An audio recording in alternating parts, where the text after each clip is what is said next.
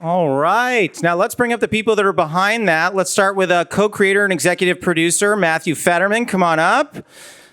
Keep it going, guys. Awesome. We've got Sofia Pernas, one of the stars. Come on up here. Matt Barr, another wonderful star. And another co-creator and executive producer, Steven Scaia. Come on up, guys. All right. Yes, I'm green. Yes. Yeah, that's what we did. We did it exclusively for you. Yeah. That's the OG Google color. Perfect. Do we all like our colors? Are we cool with our colors here? With our colors. Perfect. Wonderful. I'm fine. You're fine. It's fine. You've got your M&Ms and you're good. Good. I do want you guys to know that he goes to all of his interviews with green M&Ms. That's how that works. Firm contract rider. I believe that. Yeah. So let's jump right in to that. What was that? A really boring drama. I think that's what that was, right? No action at all. Let's start at the beginning. Can you guys talk me through kind of the origins of this show, how you guys came up with it, how it came to be? Well, it all started because Matt and I, we've been writing together for quite some time, and nearly every development season, we write a treasure hunter script. I think, is this our fourth or fifth crack at that? This is the fifth one that it's actually getting made. Right. And so the difference this time for us was we discovered that ISIS's second best form of revenue was looting blood antiquities and selling them on the black market. Wow. And so that gave us a really good modern way into giving stakes to treasure. When you don't have Nazis and an Ark of the Covenant, you've got to find a new way. And that was a nice fresh take and a way in that still had very modern resonance, I think. Oh my gosh. So you said Nazis and Ark of the Covenant. So I have to ask, having watched this, very Indiana Jones, very Romancing the Stone. Were those influences for you guys when you were writing this? Absolutely. Yeah, I mean, and it also takes place in a world where people have seen those things. So they are referenced because we feel like it would be weird for people to be on a treasure hunt in 2019 and not be talking about Indiana Jones all the time. I can just imagine them being there, being like, "Yeah, this is like a movie. I don't know what it was called. Anyway, yeah, that would be very, very odd."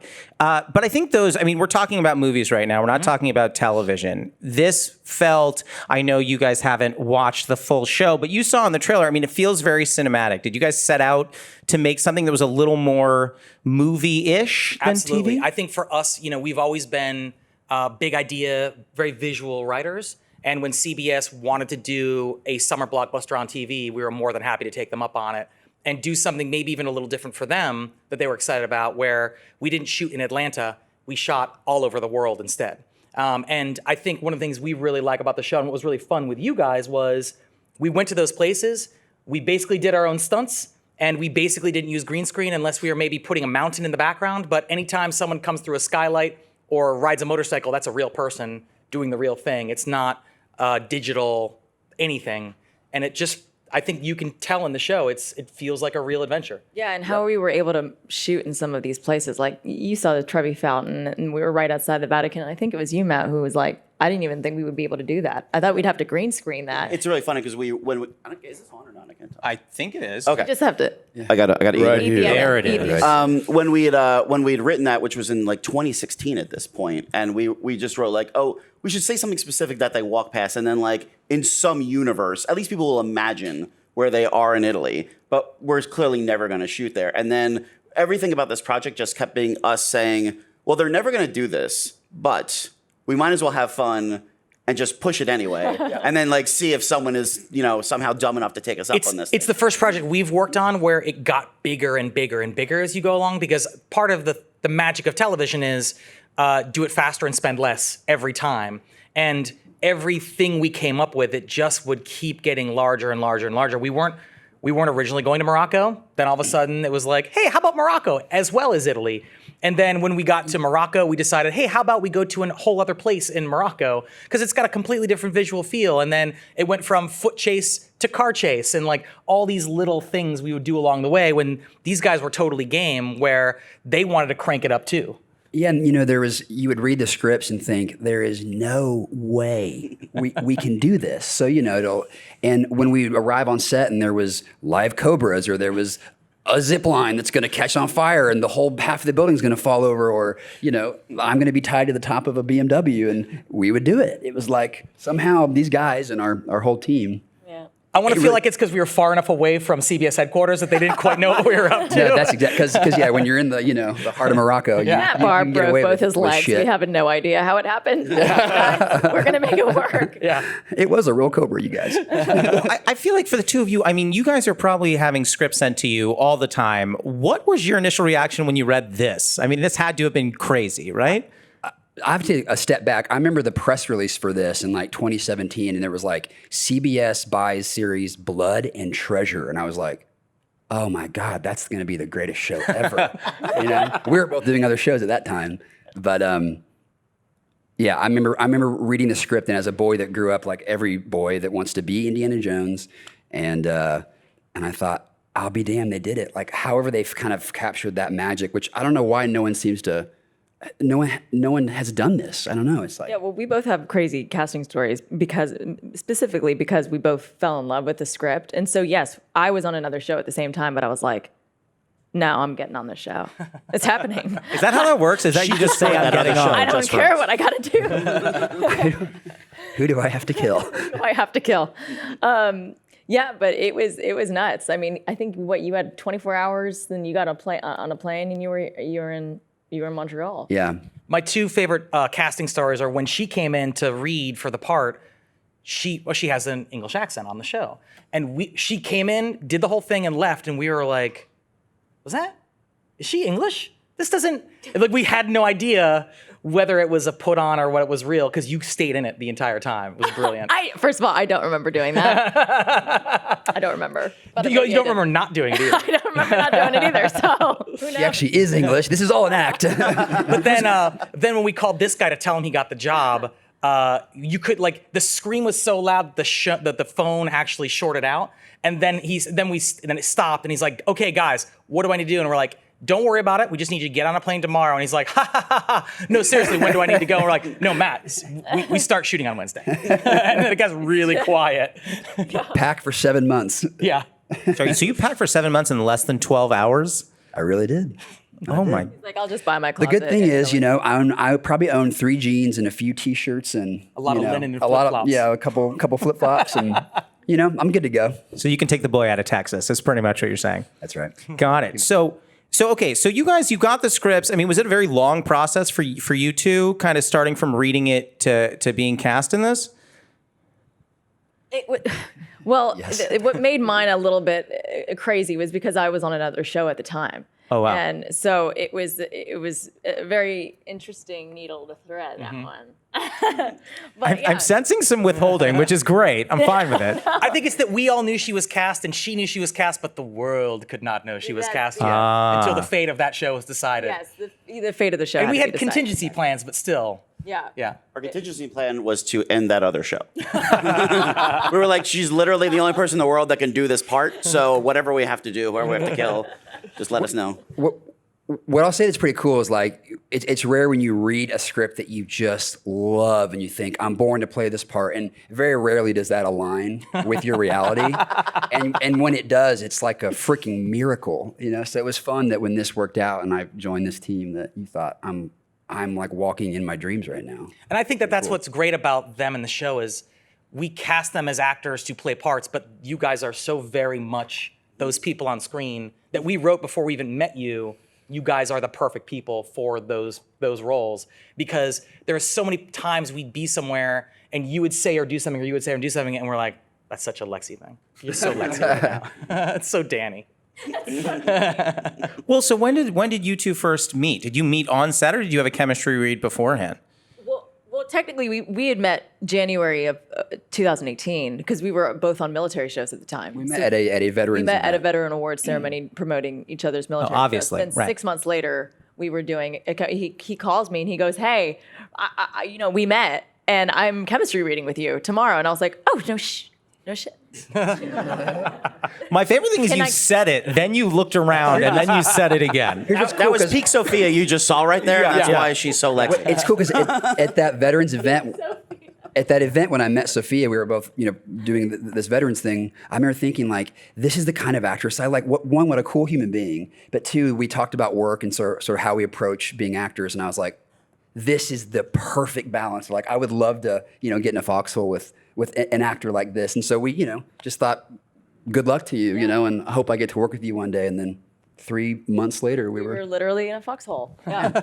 literally in a burning foxhole. No? I mean, I haven't seen that episode, but I can't wait. Yeah. It sounds great. So this show jumps everywhere, all over geographically, all over the world. When you two were writing it, was part of the allure to essentially take the audience on a free trip with you all around the world? Yeah, because a lot of times the way we split it up is Steve is running the set basically, and I'm running the writer's room, and then we kind of cross over, and sometimes I would be in the writer's room and we'd be working on the story, and then Steve would come in and we would pitch him a thing, and he'd be like, "Wait, we're just in like one city," and I'm like, "Well, we're figuring out the story. No, we gotta go to here. We're gonna Montreal here, and we're gonna here." He just like starts throwing cities up on the board. I'm like, "Okay, get out of the room until we figure out the story." But it was definitely, the point was that it should feel like a travelogue. We would joke it's Anthony Bourdain with guns. That it's like it should feel like these beautiful parts of the world, and the audience is on an adventure, as much with us as the characters. Yeah, I think for us, we've always loved traveling, and so for us to be able to go and see these places, but also present them in a way that you would want to go to them too. And so when we go to a refugee camp, it's a sexy refugee camp by the beach. You really get the sense of like, this is a world that you want to get out there and explore. And I think for us, one of the fun things was finding those places in Morocco and Italy. I mean, Italy's easy because, look at that. Yeah. Who wouldn't want to go there? But there's so many places in the world that you wouldn't necessarily think of, this would be a great place to visit, but you go and we show that. And I think hopefully it'll get people out of their houses a little bit more. So you were trying to encourage travel. I get it. That makes sense. We're actually a travel agency that's working the long way around on our business. Yeah. Oh, perfect. Well, I'm sold. I'm ready to go wherever that picture was taken. This was filmed across, 3 continents? Is that right? That's true. So what was it like have you guys ever been on shows where you were traveling as much as you traveled for this? No. It was awesome. It was nuts. Yeah. It was fun to like go to sleep in the Italian Alps and then wake up or Morocco, and you're in some Medina with camels. I hope you know that no one can say that sentence. Like there are maybe 5 people that have said that sentence before. I've never had a job where the call to prayer was my alarm in the morning, Yeah. and that was pretty special. Yep. Yeah. Yeah, it was an incredible. I was born in Morocco, so I've now had the honor of twice in a row shooting there. But this one was like we shot all over. Yeah. But so it was great. I was like the secret Moroccan on set because apparently I don't look Moroccan, is what I was told. That's a weird reality. Because I speak the language. I was going to say, that's a new script, is Secret Moroccan. Secret Moroccan. You find the Moroccan. Yeah. It's like a new Where's Waldo. I'm excited. Was the travel, I imagine the travel might have been a little easier for you because you speak, I want to say, is it 4 languages? Yeah, so it might have been easier for you. And Matt, I think you're cracking 1. That's right. It's like He's got a couple more classes, and then he's totally gonna be there. Sofia's dad won the Nobel Peace Prize. Matt's dad mows the yard on Sundays. You know what? Mowing the yard is a peaceful thing that deserves a prize. And he's great at it. Yeah. But he's great at it, guys. He puts the pattern on it, I've always been impressed with your father. I want you to know that. Thank you. But in terms of all this travel, I imagine some things didn't go as planned, right? There had to have been, nothing ever goes perfectly, especially when you're running 3 continents in the mix. Any stories of things that kind of didn't go so hot? I mean, the 2 stories that come to mind are Colosseum night, and then the day in the Medina in Tangier, where we were shooting a chase scene through the streets of Tangier, doubling for Havana. Which, by the way, I just said that sentence, and it sounds awesome.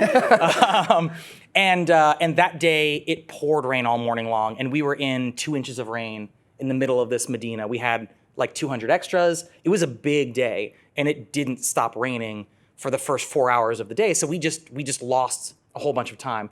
The sun finally came out, but we had lost the ability to shoot because we were at the end of the schedule, and we were out of things to shoot that weren't basically action scenes set in a Medina, and we were out of space to do it. So we were sitting there, it was me and the director, Steve Boyle, and we were trying to figure out, okay, what can we do here when the sun goes down, because we've got to keep shooting, because we've got basically 3 days left, but we've got 8 pages still left to shoot. And the only thing left on the schedule that we hadn't shot yet that we meant to pick up in other places, but it kept dropping off of our schedule, was this little moment in episode 2 where they parachute into a place and they roll over in a parachute. And we had this Medina set, and we had, like, was it 2/8 of a page of you guys landing in a parachute and rolling over. And so we decided, okay, all we need to do is we need someone to go out and find us like 4 feet square of AstroTurf, and we can shoot this scene in the middle of the Medina. We did that, but then we also didn't realize by doing that in the middle of the Medina in Tangier, which is, it's a safe place, but you try not to get people riled up, but some people were very displeased that we had a man and a woman rolling around in a parachute in the middle of a Medina. So it got to be it was a very interesting night, but I'll never forget, you look at the cut of the episode and you don't realize, oh, we shot that like this far away from a lamb on a spit. Right. When they're a romantic scene of you guys rolling around on AstroTurf, yeah. Yeah, that was nuts. From a lamb on a spit? Yeah, because that's part of the other episode. Oh, of course. Obviously, I don't know why I didn't think that. We had to take the stand that we were shooting, this sort of like, it was like a market set. We stripped it down, stapled the 4 feet of AstroTurf that our prop guy had found somewhere in the streets of Morocco, brought it back, set it up. And every time I would rest my head on what I thought was just beautiful, lush grass, there would be a needle in the back of my head where he stapled the AstroTurf. And I'd be like, Matt, just let me down easy, okay? Just let me down easy. I don't want a lobotomy today. Now, you said there was something at the Coliseum? Yeah, so we got to shoot outside the Coliseum, and it was this amazing location. There's this park overlooking the Coliseum I've never seen it in a movie or a TV show before, but it's this amazing, it's like a dog park in Rome because they don't care. It's just like, this is where we walk our dogs. It's incredible. Whatever. And so we had locked a location, and we were gonna shoot it the next day where Danny and Father Chuck were gonna have a nice scene. I just remember we had lost that location, and the next day we had it back. And I was like, our producer Irene, Don't I ask said, many questions. I said, how did you swing it? She goes, don't ask me that. Just continue with your day. Like, oh, shit. And that was the kind of thing we were up against the entire time, where I guess the mayor of Rome had declared that all public parks in the district were closed because it was the worst weather they'd had in 6 years, and all of the old trees were falling down. But we were happy to go in and take our chances. Take the trees out, clean it up for them. Like, guys, we'll leave that park nicer than when we got there. And they're like, nope, the parks, they're all closed. And he's Italian, by the way, so it's offensive. It's not offensive. Spot on. It was spot on. But I will say, I don't know what happened overnight. I just know that maybe, you know what? I'm not gonna say. I'm not gonna to guess, because I still want to be. I want to be welcomed back to Italy for season 2. I just know that persuasive people made their case. It got taken care of. Yeah. I mean, I hope you're hearing these sentences. The mayor of Rome said no, and then all of a sudden he said yes. Yep. I don't think people say that ever. It's definitely it's a different experience than shooting in Simi Valley, I will say. And you know what? I think the show could have worked there. Can I say that's that? true. I don't. Yeah. Season 3. Yeah. Yeah, as I was watching, I was like, let's get this to Toronto or Atlanta. That's where this could be. Were there any challenges for the two of you in all of this travel? Any like kind of things you didn't see coming? Not dying. Not dying. That's my concise answer. We snuck off to Positano for like a couple days when we had probably the 2 days off the whole shoot we had. And, the trains, like finding your way around is kind of tough. So we wound up in like another city, and as you would, and then had to find the train to get there, and then take a van to another city to get a little taxi to the place we were going to. So that was fun getting lost. But during shooting, do you remember? I don't even remember. It's like I was wiped. My favorite What'd you part do to about me? that was you guys pretending like you weren't getting hurt. Like it was. Look, Oh, it yeah, was we did get hurt. it was We did get hurt. grueling. The days were long, and there was a lot of running around, no matter where we were in the world. And each of them would pull that move where it was your knee and your leg. They would show up on set a little bit limpy, and they'd be like, "Nah, it's fine. let's do this. Let's do it. It's like fine. this No just problem. hanging I off just of need a my little hip. ice and It's about fine. 15 Advil. We'll do it. It's like they were like old stuntmen by the time we were done with this thing. I remember thinking I was hiding that well. Oh, you were terrible. Yeah. There was one day where we were in the Medina. I had no idea how Stephen Boyum did it. He was a director of ours, but anyway. So it was packed. It was crazy. And then I'm pouring tea with one of our castmates, Katya Winter, and it's like, long pour tea. And then all of a sudden you just hear screaming from nowhere. And I was like, wait, that's not us, is it? That's not, there's no way. And then we look over and there's just a riot breaking out. And Matt, I think you're in the middle of it, or you were shooting your scene. Yeah. I was taking a break. And I was like, this is what happens when I leave. A riot breaks out. But it was nuts. I just thought the people who were directing the extras was like doing a great job. Like, No. look at these kids are Clamoring. committed. Use it. Clamoring. It was God, it was everyone's so crazy. into this. And all of a sudden, a riot appeared in the script, and it all made sense. Looks great. No, I'm sure. You can't pay for that. Certainly not. Yeah. You were saying that they got injured. So there were a lot of stunts in this. Were you doing most of your own stunts? Yeah. We were, but the really cool stuff, my stunt double, Zandara Kennedy, I mean, that girl is just, she's an Avenger. I mean, she was going 150 miles on a Ducati, and there's no way. CBS is like, you won't even go 2 miles on a motorcycle. But Zandara, of course, her name's Zandara, so. Sure, that makes sense. Yeah. Sophia's being pretty modest. Really, this girl really, she is like half ninja. I mean, she knows martial arts. She did a military show, so she knows weaponry well. And it's like, I mean, I'll be damned if she can't do everything that they want her to do. There was one night where we had a big fight scene in 103, that big fight scene in the T thing, and we were like, they said like we had like 5 hours of shooting left, but like an hour to shoot it in, and every one of them had a fight scene within that fight scene, that because it was basically 4 of them going to battle against the entire room full of people, and every one of them, you watch Matt go in, and he just like nails this really complicated fight with 5 guys at the same time and a hookah pipe that breaks in the middle of it. And it was like, wow, he nailed that. And then, okay, let's do it again. He nails it again. I was like, oh, and then he comes back and is like, did my part. And then she's like, all right, I'm going. And like one after another, they just all went in and they just nailed it. And it's like, wow, the show would really not be makeable without this group of people if you had, any other set of actors. I think our directors were always surprised because they would read the scripts and see how ambitious they were, and then they would show up like a good guest director trying to make it easier, and we'd be like, no, that's not Blood and Treasure. We have to make this harder. And they would get into it, and then they would see these guys on set thinking, okay, so we'll use the stunt doubles for all of the big action. We'll punch in for some close-ups, and we would just laugh and be like, sure.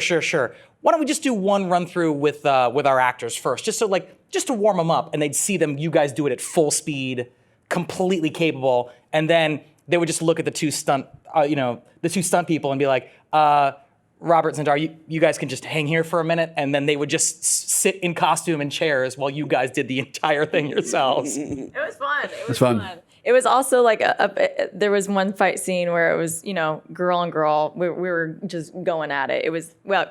Language. All right. I love just watching 10 p.m. Matt's show, face so it's during all- that. He went on a Guys, journey. This of just show like, has Open to everything. interpretation. You guys, please watch 21st. But yeah, it was a really intense fight scene, and I remember the stunt double I was fighting. Her name was Orife. She was a ninja, but it starts off with her doing this flying kick at me, and she's like, I don't know how to sell this because it's a kick in midair, and I'm hitting you. I was like, just kick me, just do it, just do it. And she was like, are you sure? I was like, just do it. We have no time. And then she kicked me, and I was like, oh my god! I like drove the lungs, just the air out of my body, but. And then it was like a 5-minute fight. By the way, that's in the cut because it looks awesome. She's a Taekwondo champ. I can tell you. Yeah.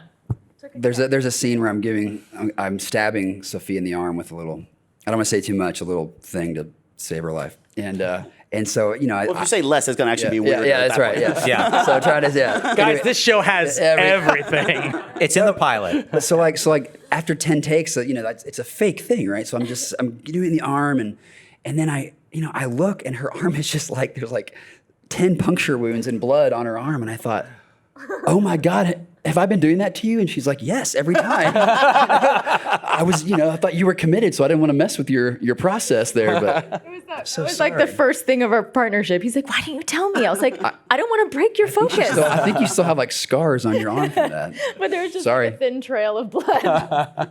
I don't think I'd be speaking to him after that. I don't know. We all Matt's bleed very for charming. our art.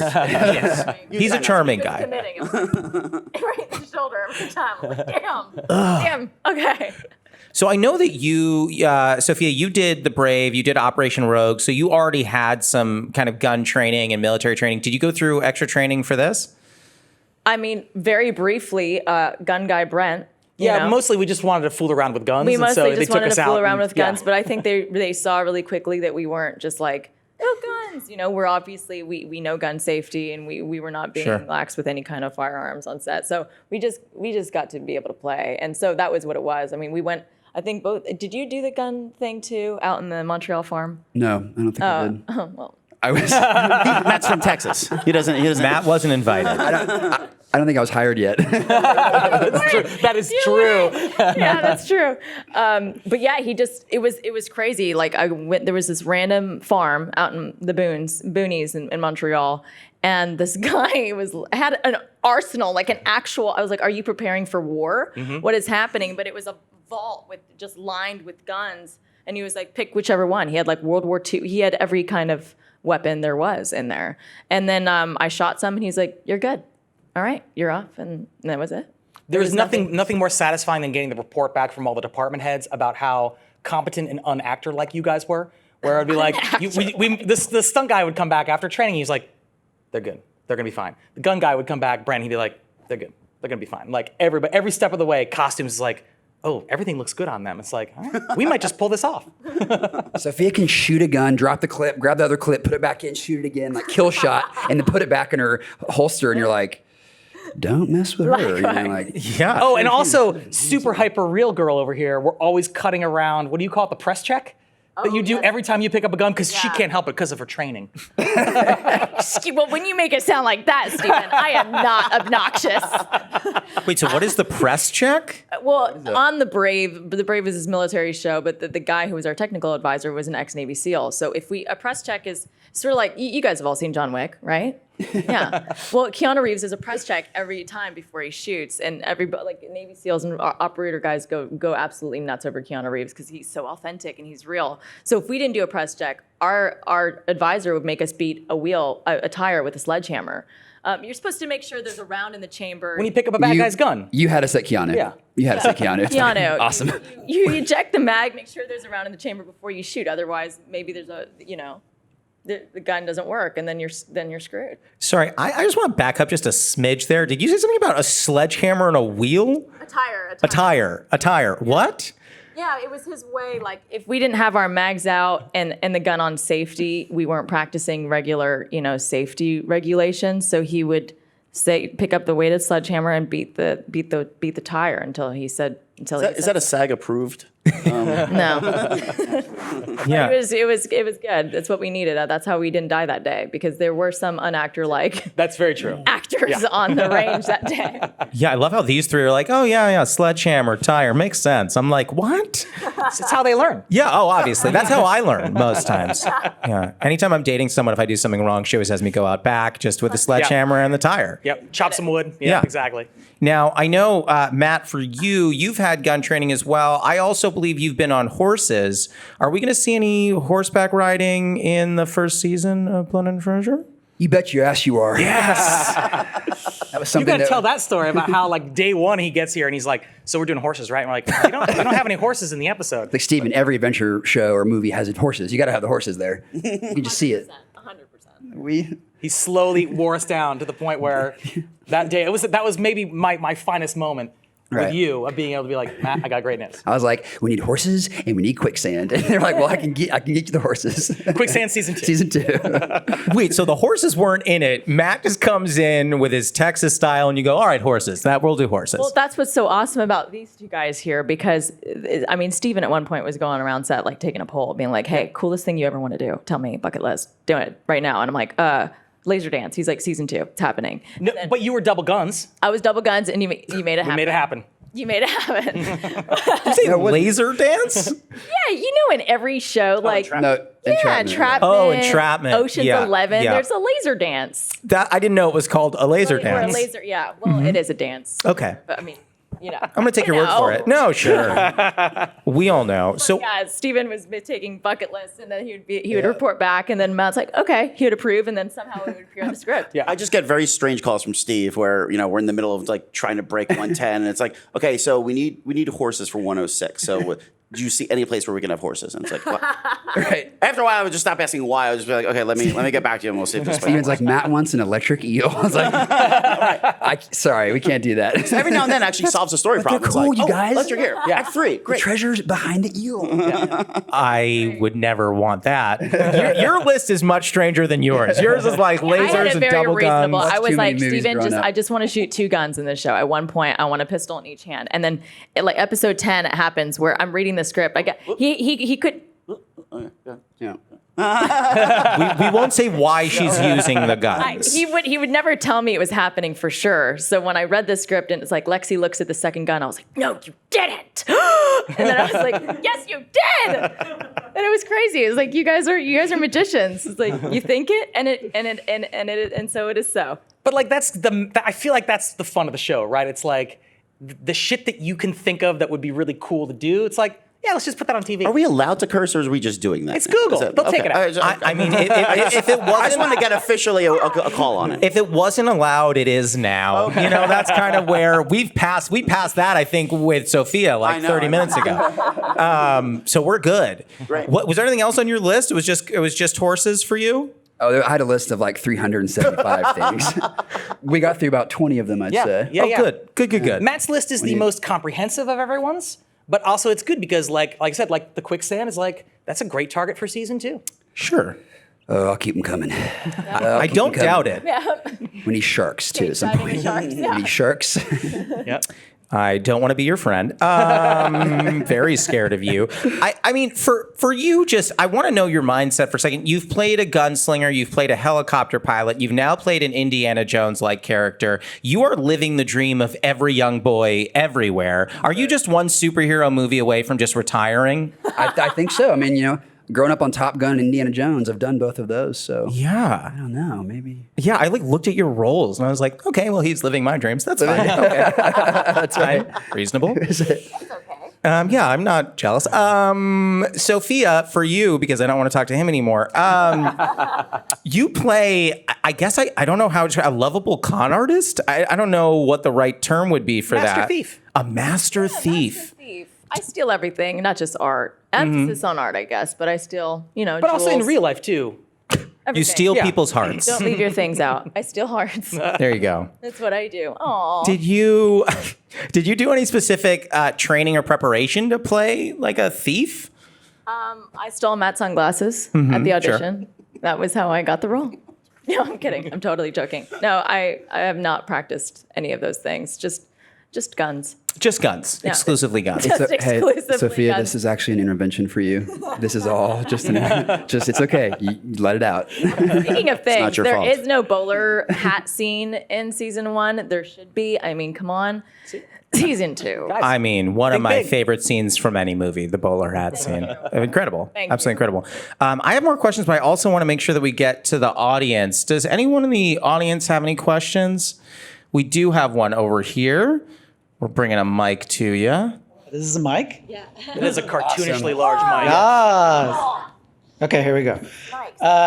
So, it looks really cool. It seems like it's very like a comedy, action, drama, romance, Chinese restaurant, resort, and everything. I wonder, will you folks be doing some sort of like more comedy on putting the action adventure troops on its head, like the whole stormtroopers always failing to actually hit their targets, or having some comedy part of that of the usual adventure troops of Indiana Jones and all these movies that you're Yeah, I mean, I think because like we were saying, the show takes place in a world where we literally reference Indiana Jones, Predator, Die Hard, like all of those movies that you'd love if you loved the show.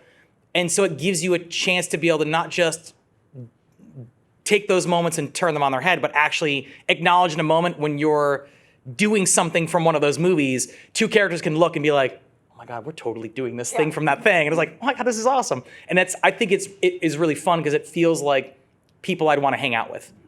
Yeah, I think for us the trick is like if it ever becomes so meta that it's goofy and that it's like you're not watching the show anymore, you're watching us all making a show. You know what I mean? Like then we don't want to go that far, but we want to go far enough where if literally you were in this situation, wouldn't you bring up Die Hard right now? Like wouldn't you know what I mean? It's like we all because it's partially a show about culture and things like that as art and antiquities, are, and pop culture is a part of culture. So it's like it's the way we all talk to each other and their characters.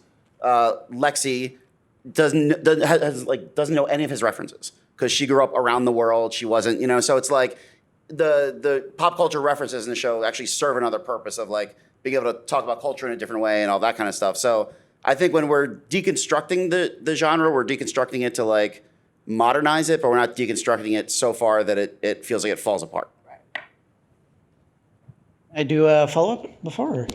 So now considering talking that you mentioned about, we want to use like, right now sort of ISIS as a model of they're dealing with art, before the Nazis, there was no Nazis anymore. Do we plan to then maybe for other seasons use other sort of like the narcos in Latin America or warlords in Africa and like making it a little bit more diverse and less just, Islam bad and stuff like that? That's exactly how we think about the show, which is in success, were we to do more seasons, we would pick a different part of the world with maybe a different treasure, different bad guys, and they would want a different thing. But I think that like any good summer novel or blockbuster in the franchise of it, we want you to be able to look at the visual and know, this is a season 2 episode. This is a season 3 episode because of where they are in the world. And we also when we pitched the show, we were talking about how like in real life, there's guys with AK-47s in parts of the world, like the ancient city of Palmyra was blown up by ISIS. So there's guys that went in there, they killed people, they cut stuff out, they put it on a truck, then they blow up the rest of the stuff that they can't move for a PR value. They're like, look, we're the guys who did this thing. Then all that stuff goes into like a free port somewhere. So we have a free port in our first episode because we are kind of paralleling real world stuff. We're just making it awesome. And trying to not be completely depressing about it. But it is actually the path that this stuff takes, which is it'll go to a free port, which is somewhere in Geneva or something. It's a place where the stuff comes in, it's not taxed, no one actually knows what's there. There's literally like billions and billions of dollars. It's a Swiss bank for stuff. Yes. And then that stuff will come out like 10 years from now when the heat is off, and it'll end up on the walls of a very wealthy person's house or in a museum. And, so it's like there's not just like one bad guy in that story. There's a lot of bad guys. Because if someone wasn't paying for that stuff, then ISIS wouldn't be using it to fund killing people. And so wherever we are in the world or whatever the season is, it's always this like intersection of people doing really bad things. It could be criminal networks, it could be terrorists, and then how that ends up in places of wealth and privilege, and how like they completely ignore the fact that the other end of this, there's a lot of bodies there, and then our people are following that trail. So we're in dangerous places, but we're also in tuxedos. And also we embrace that too, where not every rich person's a good person. Not every mobster is a bad person. And that's part of the fun of the show too, of like, as we build out the treasure squad as the season goes on, it's unlikely friends and foes you wouldn't necessarily see coming. I think there was another question over here. Yeah, I have a question for Matt. Is there ever tension between how you want to write the show or what you want to write about and like what is necessary to like promote a good blockbuster TV show? I wouldn't say, because I think we both have pretty broadcast sensibilities. I think the biggest tension between us is generally like once we figure out, okay, this is the story we're telling, it becomes just about knowing what is possible, because I'm not where he is. And so I might think like, okay, well, we can do this whole thing. And then he's like, yeah, we don't have that location anymore. We lost this thing. We have to, and then so sometimes he wants to cut a scene that I'm like, that scene is important for the entire season. We can't cut that scene, but where will you be near? And we can rewrite the scene to fit the place you're going to be at. So our issue is more generally like where the writing meets the production, but in terms of vision of the show, we're pretty much, like if he is on set and somebody is doing something, I'm sure there's moments where he has a thought of, Matt would not like if you said that way. And I will be in the room and someone will pitch a thing and I'm like, I'm fine with this story, but right now I am having like some referred rage from another place that's entering my body. And I think it's like Steve is perceiving that this story is boring. And so we now need to do something to like, juice this thing because it's a good, because we've known each other for so long and have worked together for so long, we're a good check and balance against us too of like, we like a lot of the same stuff, but there's also stuff that I like that he doesn't like and vice versa. So it helps us be like, as long as we're in the Venn diagram of shit we think is awesome, we know we're generally in the right zone. Right, and like for instance, for pop culture references, I am less interested in them except insofar as they reveal character or they reveal like how these two people would connect to each other. But when shows do references just so the audience is like, oh, they're doing that thing I know. And it's like, well, you didn't really earn that moment. But so there's times where we have like some big moments in the show where there's a pop culture reference happening right at that moment. But what that moment is about is like these two people have now connected with each other and now they're speaking the same language. And so that's where like sometimes there'll be a reference that I'm like, this feels very like in 10 years, no one's going to know what this moment means anymore because it's totally dependent on a reference to understand why we're seeing it. And so I'm like, it needs to work on its own inherently. And then on top of that, it can now be awesome because someone's like, oh, from that movie I love. We got another one over here. Hi. So you're talking about how people don't make treasure hunter shows anymore, other than this. And I think part of the reason for that is that they're very steeped in this kind of like pre-colonialist, like we just go and take stuff and put them in our museums. And similar, and on top of that now we have the whole ISIS aspect, and shows which mention ISIS tend to make people who look like me into terrorists or victims. So the question is, do you spend a lot of time thinking about how to subvert those expectations? Because I mean, literally everything does this. So I'm wondering if... Yeah, I mean, that's absolutely a big part of how we thought about the show, which is when we go to places around the world, like there's an episode that takes place in Casablanca, and the cops are good cops, and they're trying to help us solve a problem. It's not that it's white people going to a place and saving them. It's everybody working together because we believe in sort of the global family of it all, where there are lots of people from all over the world. Some people are good, some people are bad. It's not even about governments necessarily, it's about individuals. And so I think even just like looking at the two of them and seeing how different they could be, but they work together and they're a great team, and that's the core of the show. And I think that spills out through the rest of the show too, where we don't just have all the white people are good and all the not white people are bad. There are good and bad people all across the world at every step of the way. And so we moved very consciously away from our bad guy being an evil terrorist, but more and also try to make Oded Fair not be a handsome dude with amazing hair. And Lexi's character is Egyptian. She was raised Muslim. And we say that in the show. I'm actually Muslim. And so it was an interesting convergence of characters and real life. But yeah, and so the bad guy of our show killed my father. I'm not giving anything away because we say this in the trailer. Just saying.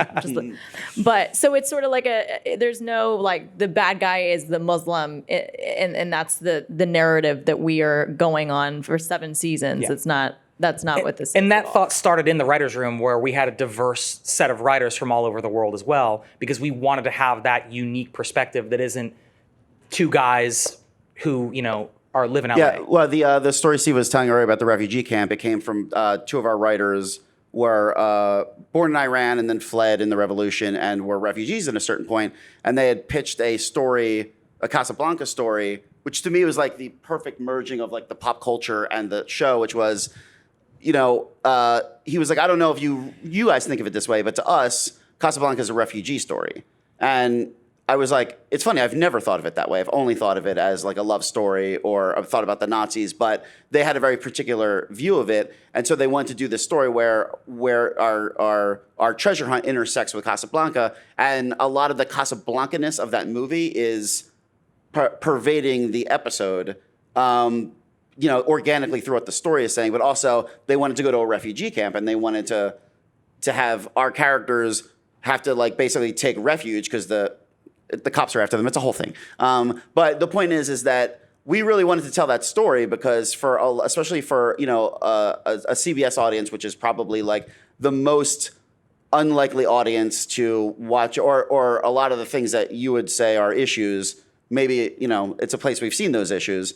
And we thought, well, it would be great to have our characters go there and really humanize that situation. And then because it's our show and it's a fun roller coaster, we set on a beach so it kind of like looks attractive. Yeah. But like the issues that they're talking about are like they don't have enough money.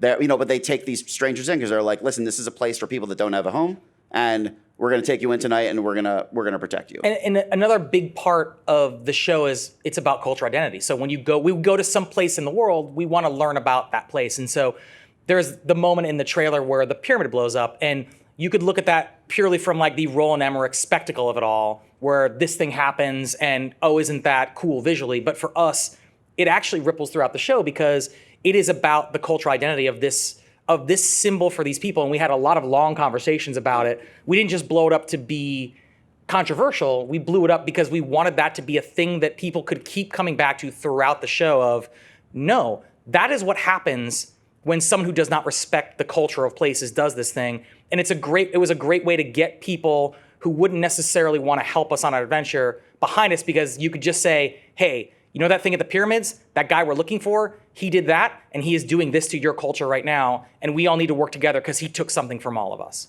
Yeah, so we were like basing it on Palmyra and the Buddha statues that were blown up by ISIS and stuff like that. Like when we were thinking about who is this guy, what is he doing, why is he doing it, we're trying to use real world analogs to everything that's happening. And when that's and interestingly, we were talking about how when the Notre Dame fire happened, and like around the world there was a sense of mourning of like this thing has been there like longer than our country, and it's a thing that you think of as being permanent. Not just a church. Right, it's not just a church, and it means things to people that aren't even of that religion. It has a greater meaning than that, and how the world can come together in moments like that. And so we wanted to have that represented in the show, and then also when Lexi's character is after revenge and Danny is after some form of redemption, but in the end there's also this thing of like, if we do this right, we can kind of bring these people back together again and start a process of healing, because we have found this cultural treasure that's been missing all these years, and we can bring it back to the people. So the first part of your question of like taking things from that region, the classic line of our genre is that belongs in a museum. And so it's interesting to make the show at the time, 2016, where it was like, actually, that's not the right statement anymore. Like we've moved on from it. We don't actually think that's the right answer anymore. And if you go to places like Greece, where so much of the stuff was taken out of there, and now they have a museum that's at the base of the Parthenon, right? Yeah. Mm-hmm. And they have all of these blank spots on the walls and they have written in, this is what's supposed to be here. It's in this museum in America. This is what's supposed to be here. It's in this museum in Germany. This is what they basically said to the world is, you guys said that we couldn't take care of our stuff. Now we've built this really nice museum.